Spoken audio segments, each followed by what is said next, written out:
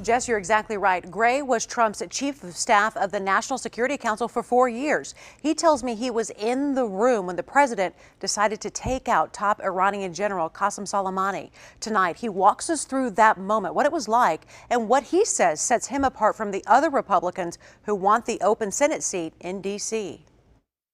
Shortly after the Soleimani strike. What were you feeling in that picture? President Trump was an amazing leader.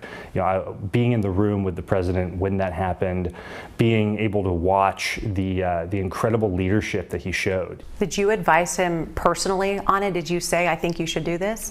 One of the things about President Trump is he always asks everyone's opinion. I would never like to tell anyone what I tell the president or what I don't tell the president, but I will say the president was incredibly gracious about always seeking advice from everyone around him. And Alex Gray, who grew up in the OKC Metro, went to Oklahoma State University and George Washington University, tells me it's that experience, spending 4 years as Trump's advisor, that separates him from the other candidates. Serious high-level national security experience. I've done it at the highest levels. We need senators who don't need on-the-job training, and I bring that on day one. The second thing is, it's easy in a place where Donald Trump won 77 counties twice to say you're pro-Trump. It's another thing to do it in the White House, in Washington.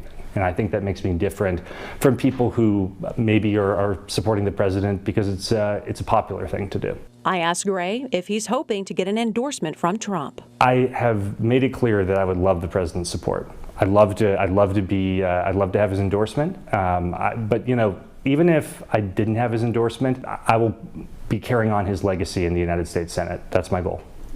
Gray told me he sees himself as a mix of Senator Mike Lee, Ted Cruz, and the late Oklahoma Senator Tom Coburn, who he called a personal hero. Now, guys, we will be working to talk to each of the candidates for this Senate seat before you cast your vote.